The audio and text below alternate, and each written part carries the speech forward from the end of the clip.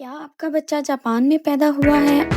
अब असल काम शुरू होता है, क्योंकि 14 दिन में रजिस्ट्रेशन, सफारतखाने का चक्कर, पासपोर्ट और वीज़ा ना हुआ तो मसला हो सकता है। इस वीडियो में आपको मुकम्मल गाइड मिलेगी कदम बा कदम उर्दू में।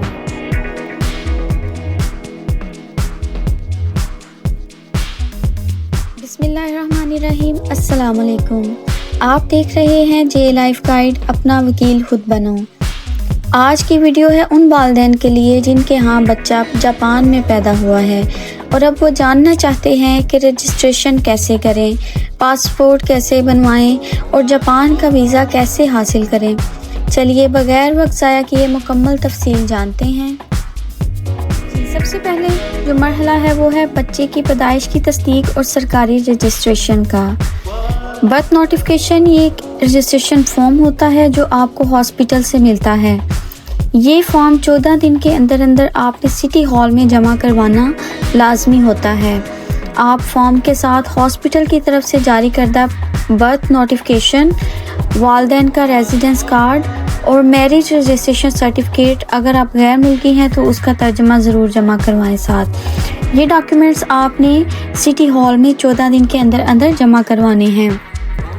जैसे ही इनकी रजिस्ट्रेशन मुकम्मल होगी तो आपको सिटी हॉल की तरफ से एक डेट दी जाएगी कि आप इस डेट को आकर आप बच्चे का बर्थ सर्टिफिकेट जो कि नकल होती है उसकी कॉपी ले जाएं और साथ बेबी जुमेनियो। तो आप उस डेट को जाकर बच्चे का बर्थ सर्टिफिकेट और उसका बर्थ रेजिडेंस सर्टिफिकेट जो है वो ले सकते हैं। अब चूँकि बच्चा जापान में पैदा हुआ है, लिहाजा सबसे पहले आपको इसके नेटिव कंट्री का पासपोर्ट बनवाना होगा। मिसाल के तौर पर अगर बच्चे की नेटिव कंट्री पाकिस्तान है तो इसके लिए पाकिस्तानी सफारतखाने के लिए जो प्रोसीजर है वो मैं यहाँ पर डिटेल में बता देती हूँ। सबसे पहले आप बच्चे का बर्थ सर्टिफिकेट रजिस्टर करवाएंगे पाकिस्तानी सफारतखाने में। उसकी रजिस्ट्रेशन के बाद, जैसे कि अगर पाकिस्तानी सफारतखाने में उसकी रजिस्ट्रेशन होती है तो वो एक फॉर्म दे देंगे जो कि उसका बर्थ सर्टिफिकेट कंसीडर होगा। उसके बाद वालिदैन का नाइकोप और CNIC साथ लगेगा, वालिदैन का रेजिडेंस कार्ड और पासपोर्ट की कॉपीज़ साथ लगेंगी, पासपोर्ट साइज़ पिक्चर लगेगी और मैरिज सर्टिफिकेट साथ लगेगा।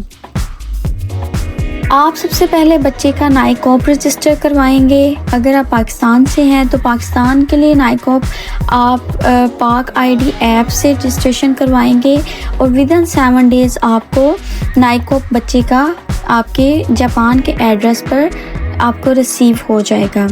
जैसे ही आपको नाइकोप रिसीव हो, आप उसके बाद बेबी का पासपोर्ट अप्लाई कर सकते हैं। जी, बेबी का नाइकोप रिसीव करने के बाद आप एम्बेसी चले जाएं। अब वहाँ पर जाकर रजिस्ट्रेशन फ़ीस जो कि हर एम्बेसी की मुख्तलिफ होती है, हर कंट्री की एम्बेसी की मुख्तलिफ होती है, तो आप अपनी एम्बेसी की रजिस्ट्रेशन फ़ीस साथ बेबी का नाइकोप और उसका बर्थ सर्टिफिकेट या फिर पेरेंट्स के जो डॉक्यूमेंट्स हैं वो साथ लेकर जाएं और बच्चे का पासपोर्ट अप्लाई करें। इसके प्रोसेसिंग टाइम जो है हर कंट्री का डिफ़र करता है, लेकिन पाकिस्तान की अगर बात की जाए तो पाकिस्तान में अगर अर्जेंट बेस पर आप अप्लाई करें बेबी का पासपोर्ट तो आपको 10 से 15 दिन के अंदर मिल जाता है। पासपोर्ट मिलने के बाद आपको इमिग्रेशन ऑफिस जाना है। वहाँ पर जाकर आपने बच्चे के लिए डिपेंडेंट वीज़ा अप्लाई करना होता है। उसके लिए जो आपको डॉक्यूमेंट्स चाहिए उसमें आपको पासपोर्ट की कॉपी, बर्थ सर्टिफिकेट, बच्चे का जुमेनियो या फिर होल फैमिली का जुमेनियो साथ अटैच होगा, parents residence card, marriage certificate, then एक गारंटी लेटर होगा जो कि वालिदैन की तरफ से होगा। अगर तो फादर जॉब कर रहे हैं या फिर मदर भी जॉब कर रही हैं तो दोनों की तरफ से बन सकता है।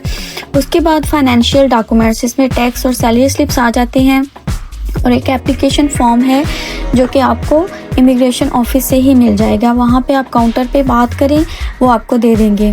उसके बाद आपने एक फ़ीस जमा करवानी है जो कि 4000 येन है, रेवेन्यू स्टाम्प के तौर पर आपने सबमिट करवानी होती है।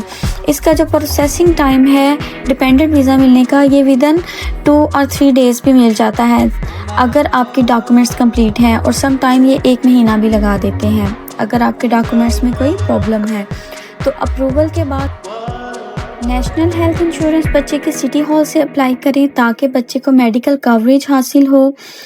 بچے کو اپنا مائی نمبر کارڈ بھی جاری ہوگا، یہ خود بخود آپ کے ایڈریس پر آئے گا۔ اس کے بعد ویکسینیشن سکیجول آپ کو سٹی ہال سے ملے گا، وہ آپ کو ویکسینیشن کے کوپنز دیں گے جو کہ مقررہ طریقوں پر استعمال ہوں گے۔ اگر آپ یہ سب مراحل خود مکمل کریں گے تو آپ ہزاروں ین بچائیں گے، سب کچھ سیکھیں گے اور اپنے بچے کے لیے ایک بہتر آغاز دیں گے۔ اگر ویڈیو معلوماتی لگی ہو تو لائک کریں، جے لائف گائیڈ کو سبسکرائب کریں اگر آپ کے گھر خوشخبری آئی ہے۔ اگلی ویڈیو میں ہم بات کریں گے پارٹ 3 کی، جس میں اسکول انٹری، ہیلتھ کارڈ اور بچوں کے لیے سسٹم سے فائدہ اٹھانے کا طریقہ۔ تب تک جے لائف گائیڈ کے ساتھ رہیے، خود بنیں اپنا